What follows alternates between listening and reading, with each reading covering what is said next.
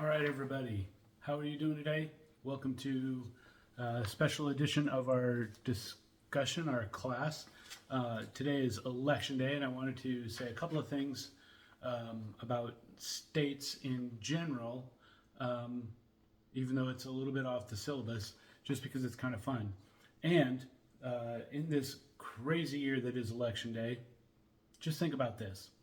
I don't think we're going to know right away who wins the election or not. That may take a few days. But as of tomorrow, no more political ads on TV. It's a win no matter who wins. Okay, the other thing that's funny about this is today is Guy Fawkes Day, right? You all know the Anon mask. I have one here somewhere but cannot find it, so I had to settle for a printout. Guy Fawkes was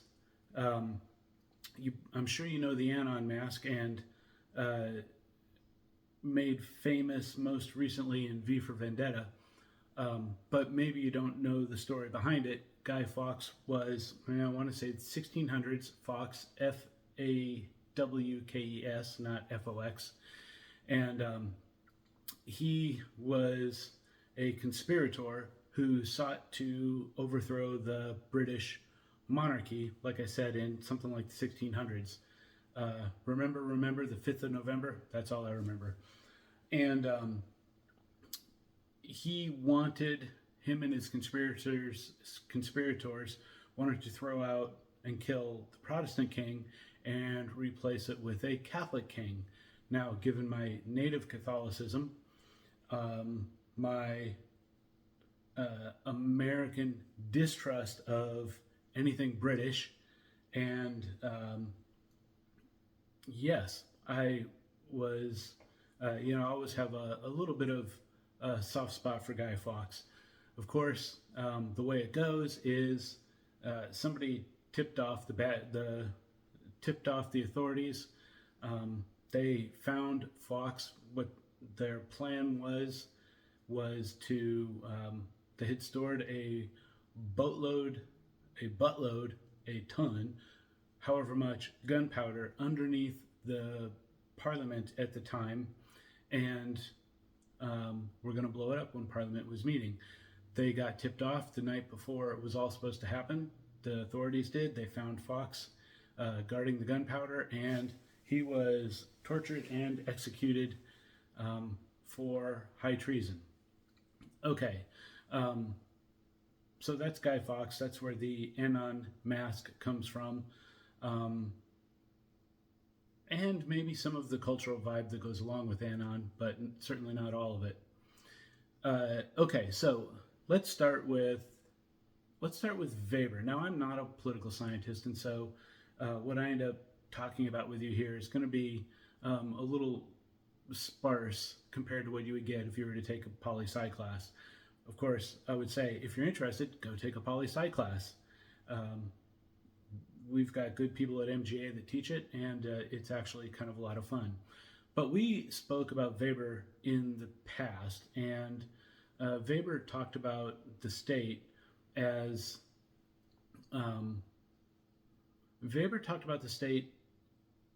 and how it was organized through violence. What does he mean by that?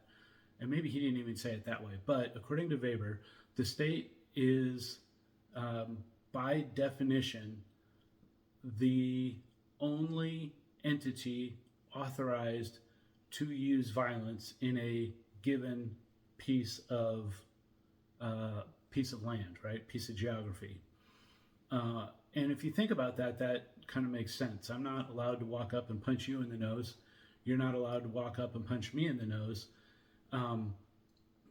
But if a representative of the state, that would be, in the state, state, small s state, any sort of entity, whether it's the nation or the actual state of Georgia or the sheriff of the county or the police in your city, if a representative of the state comes and says you have to do something and you don't comply, they are authorized to escalate force until you do comply. That's why you don't get smart with cops, whether you like cops or not, whether you believe in defund the police or not. You don't escalate with cops because the cops are allowed to escalate until you subdue, right? And that means that if you punch them, they can take out their billy club. If you whack them with a stick, they can um, take you down. If they feel like you're threatening their life, they can shoot you and take yours. If you're too big for one of them, they can call in their buddies until you are subdued, right? Because they are the authorized doers of violence in their jurisdiction. This goes up to and including homicide, right? The death of another human. If some of our states still have capital punishment, if you are convicted of something through the appropriate jury process, and you're convicted to death, then the state will kill you. Now, if it was anyone else, you might call that murder. It's premeditated. They know when they're going to do it. They give you a time. They're going to do it, and then they kill you. That's murder, right? Well, no, actually, it's not, because the state's allowed to kill you. Now, we have a lot of rules around when the state is allowed to kill you or lock you up, right? If you get sent to prison, they're not necessarily, for whatever reason. It's not that you don't have to be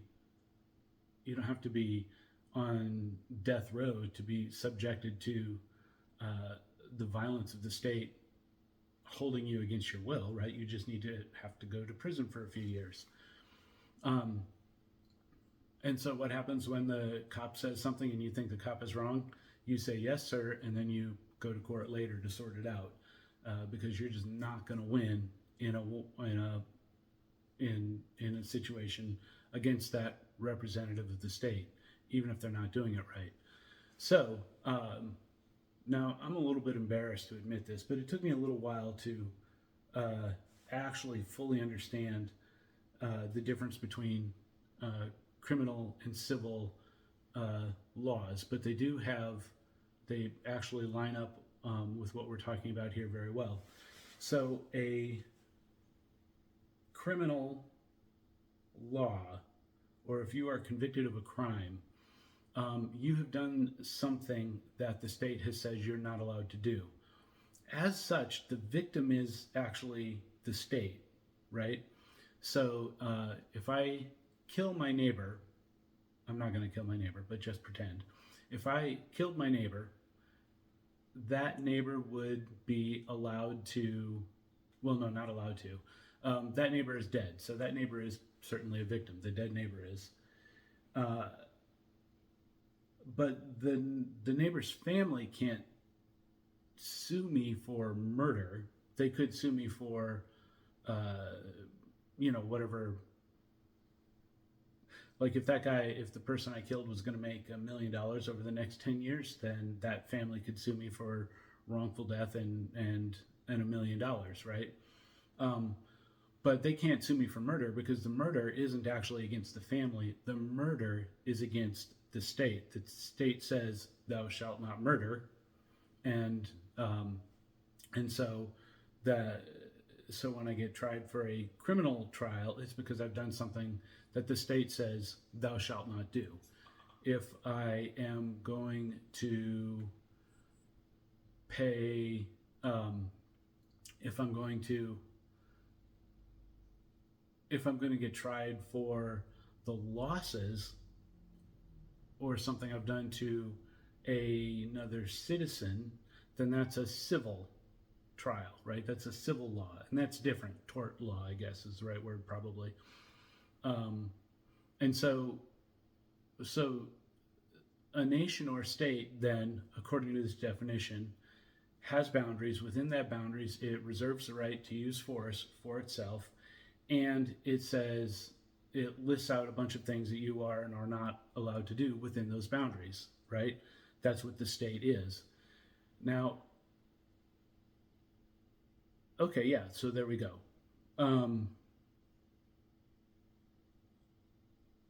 I kind of love election day. It's fun to go to the polls. There's always a lot of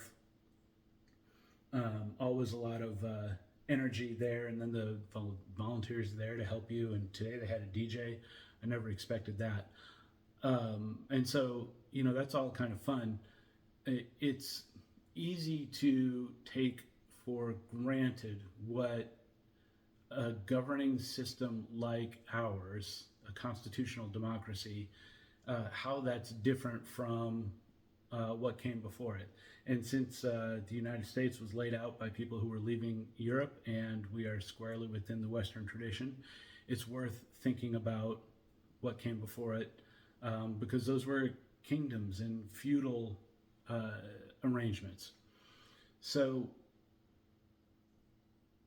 in many, maybe most other forms of government, who rules is determined by that same force and violence we were talking about. Guy Fawkes, to go back to the beginning, was hoping to blow up Parliament and kill the king and institute a Catholic government. If that Catholic government was able to hold on to power, then it would have been a legitimate government. Never mind that it was because of the violent overthrow and killing of the previous officials. Here in the U.S., we have,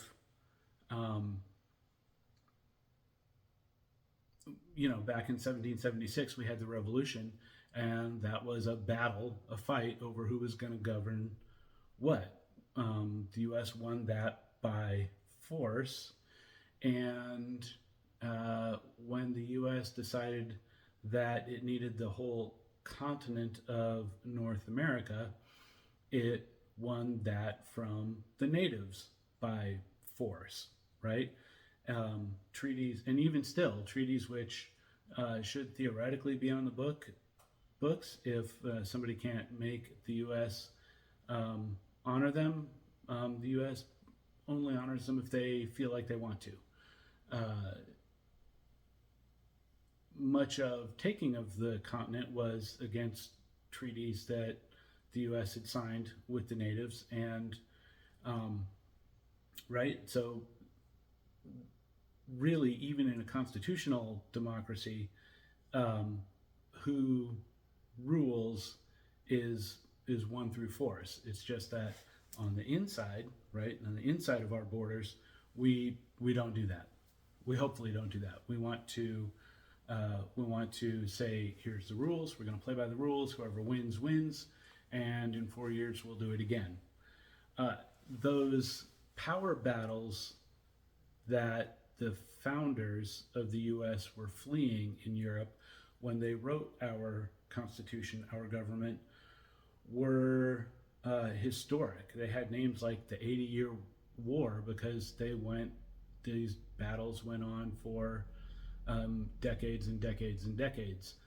The War of the Roses was between two houses in England who both thought they should aspire to the throne, and they just murdered each other right and left, and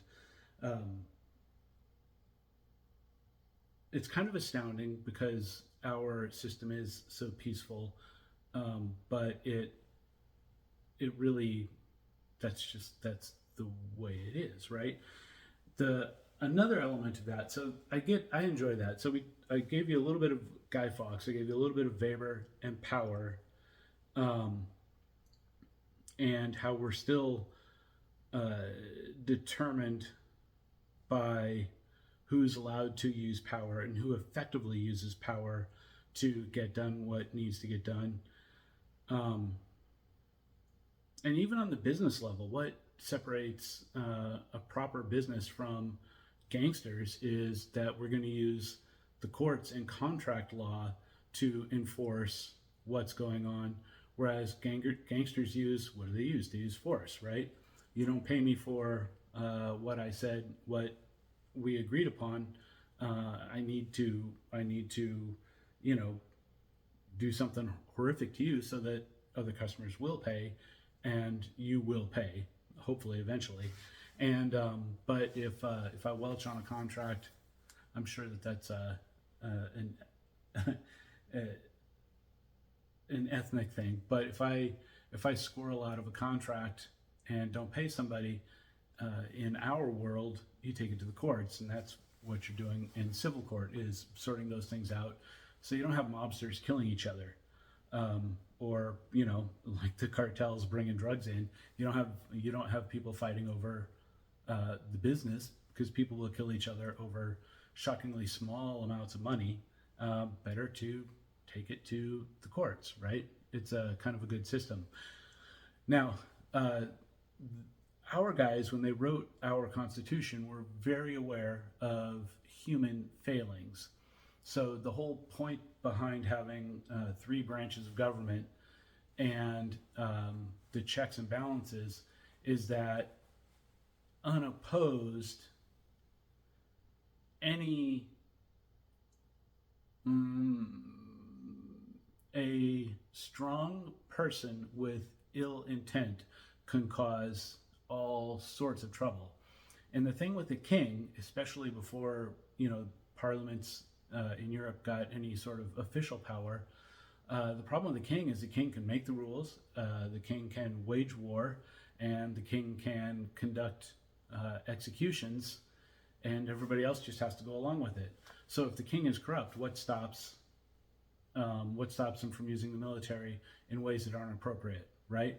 If the king is corrupt, what stops him from declaring his political enemies actual enemies and just murdering them, right? That is what happened before we had a system like this. You weren't really allowed to, well, that's what it was. I think I said in one of the earlier videos, I do think that that's one of the problems of the various attempts at communism that have failed so spectacularly, is someone like Mao, someone like Castro, someone like Lenin can say they're doing things for the party, when in fact they're doing things for themselves and their political betterment. And as long as they say they're doing the right thing, if there's not something to keep them in line, then they can get away with actually quite a lot of terrible stuff until they get the kind of power that makes it so no one can actually stop them. So our presidents are meant to be, for the most part, fairly powerless. That's why our military swears an oath to the Constitution, not the chief executive officer. That's why the judicial branch interprets laws and the congressional branch makes the laws, because the makers and the interpreters and the enforcers shouldn't all be the same people. This actually keeps things from going out of hand. Now, it's easy to get frustrated with our system and say things like, well, nobody ever gets anything done, without recognizing that not getting anything done is actually a feature, not a benefit. When it's your team doing things that you want, it's easy to get frustrated that they're stymied by the other guys. But keep in mind, the other guys are just as stymied and frustrated when you're like, no, I don't want that, right? It's just not the way. It keeps it so, yeah, nothing gets done, but that means also nothing bad gets done either. And if we're going to move forward, it's because we've agreed en masse to something pretty strongly. So why did the founders write the Constitution this way? Why were they even thinking of this? So the founders would have been very, very well-educated people, and they no doubt would have been thinking of Plato and the Republic. So one of the first, maybe the first utopian writing was Plato's Republic, and in it he talks about philosopher kings. So one of the problems that you bump into is that You can call it greed, you can call it ego, you can call it what you want, but often the people who aspire to power are not really the people who are best for the job, the organization they want power in, or the people whom they're supposed to be serving, right? Um, yeah, almost by definition of wanting the job, they are not the right person for the job. And people have recognized this going again all the way back to Plato's time. And he posited this idea of the philosopher kings. Now, keep in mind, the Republic was a utopia. It was meant to it was meant to expand some ideas. It's not anything that I think anybody could really do. I don't think Plato even thought so either, but I'd have to double check on that. But the idea behind the philosopher kings is the people who are most learned about human nature, about organizations, about political power, or just power in general. There's going to be the philosophers that have studied all of this. By this sheer fact that they want to be philosophers and study this instead of chase power means that they don't really want to be kings, right? Many people, like I said, who aspire to power do so without a lot of knowledge about what it means. They do it without a lot of introspection about what their own strengths or weaknesses are. They may be doing it just out of pure lust for power and authority, regardless of whether it's good or bad or any of that. So instead of giving the job to the people who are most brutal and vicious and overwhelming in their exercise of power against rivals, Plato says, Plato says, let's put the philosopher kings in and we'll appoint them. They don't have to be there forever, I guess, but we'll move these people through and the philosophers have to be kings for a little while. And that way you'll have good government. Now, I will say, I have seen some academic departments where the chair was a job that was rotated through the faculty in the department, which I guess is kind of an academic attempt at philosopher kings, and they weren't necessarily run all that well. That's kind of funny. So I'm not saying it would work, but I am saying that him talking about it illustrates that even pre-Christ, people recognized that those aspiring to power were not necessarily the right ones for the job. They weren't necessarily to be trusted. Now, notice also we talked about Machiavelli the very first week or two, and Machiavelli was right on top of this. Machiavelli recognized the role of power when he's saying, yeah, you need to keep a facade of people liking you, but even more than that, you need them to be afraid of you. Well, when you read The Prince, he manages that through shocking violence. And anyway, so that's just to say that this tags into what we were talking about with Machiavelli too. I think Machiavelli is down here, but don't worry about that. All right, so one last thing about political parties. It's worth pointing out that Washington didn't actually want us to have political parties. He thought political parties could spell the demise of our system of government.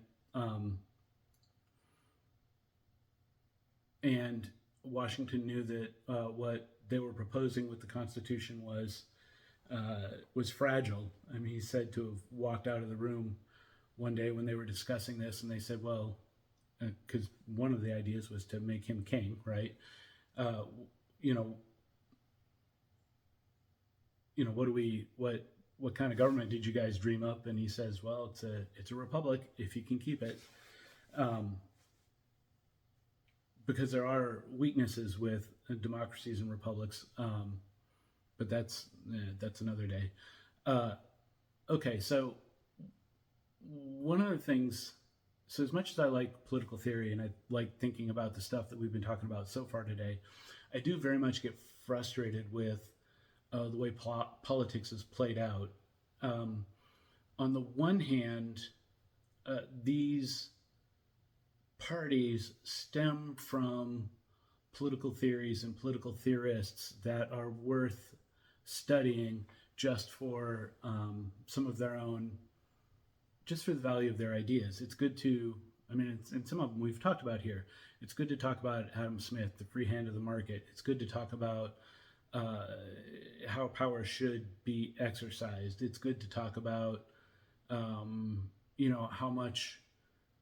much support for the main population should come from the government, and how much shouldn't, right? Should the government build roads? Should the government have national health insurance? Should the government band together for a military, right? Should we sponsor a military? Those are all questions that you can have good, solid intellectual discussions around, and hopefully good rational decisions can be made. But that's not what you see when you watch TV or TikTok or wherever they're talking about these things. Some of the social media is okay, but not most of it. So in my experience, let me zero back to the very first lecture I gave you when I talked about living in an epistemological crisis right now. And it's only gotten worse. I mean, since I made that video, the AI pictures and videos coming out are even better than before, to the point where you almost can't trust what you think you're seeing unless you're seeing it in person and live. If it's on a screen, it may be true, it may not be true. We also know that when somebody talks, for years I was really sketchy about students recording my lectures, not because I didn't want the students to be able to make a transcript or re-listen to them, or I didn't, any of that. It was just that by the time you've talked for an hour, 3 times a week for 15 weeks on something, you will have said something that can be taken out of context and make you sound like either a fool or an asshole. And that's just, I didn't want to end up in the dean's office with somebody saying, well, what did you say? What did you mean when you said that? Why would you ever say that in class? But when you see political ads and they say, so-and-so said this, so-and-so said that, unless you see, a 5-minute clip around it, you have no idea what the context is, what they actually meant. So where I was talking about an epistemological crisis where it's hard to know what the truth is, I feel when it comes to the political discussion, not only is it hard to know what the truth is, these guys are operating on full-on spin mode to make sure that to make their guy sound as good as possible and the other guy sound as bad as possible. And like I said, unless you're listening to, the 5 minutes around what anybody says, you're not going to know, whether it's good or not, whether they meant what it sounds like they meant or not. I guess all that to say that I don't really feel like a lot of the political ads and political news is actually in good faith.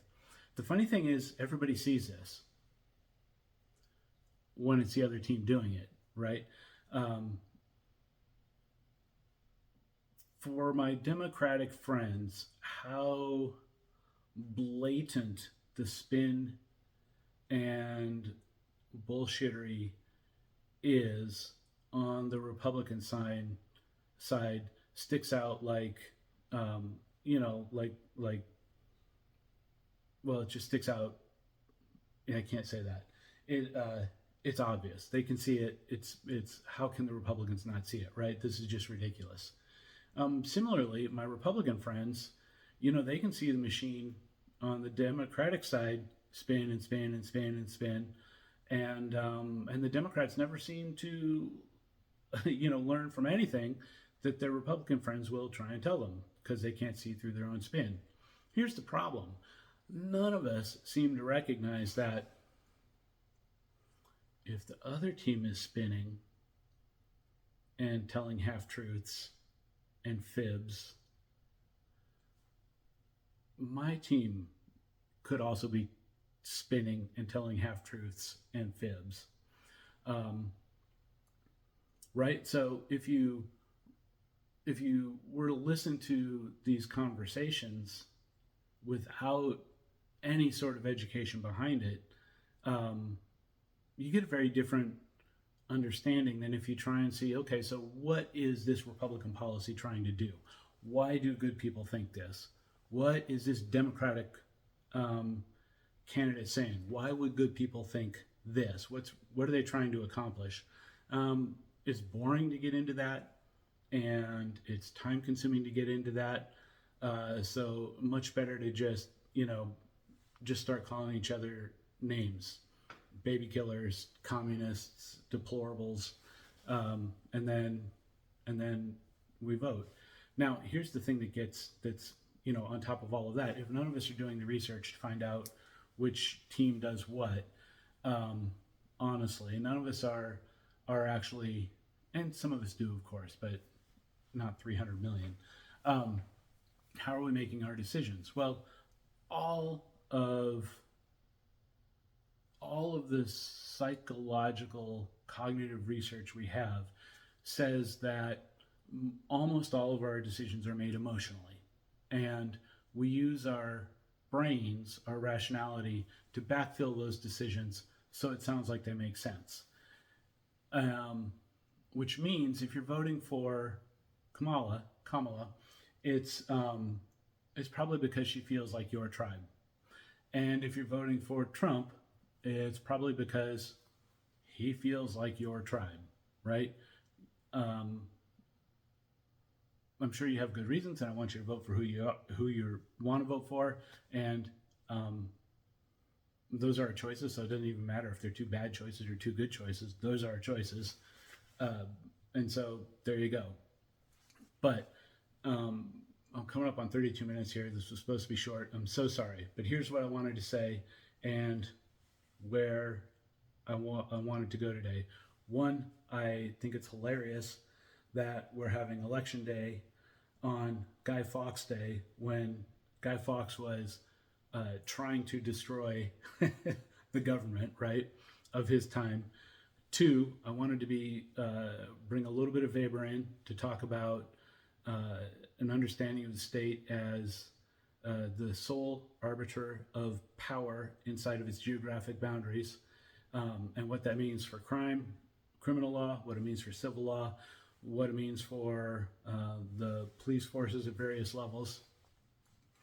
I wanted to talk a little bit about the Philosopher Kings, and just to remind all of us, myself included, to be very wary about trusting those who aspire to power, unless of course it's me. If you want to write Dr. Mike in, that's great, go for it, because I can be trusted with power.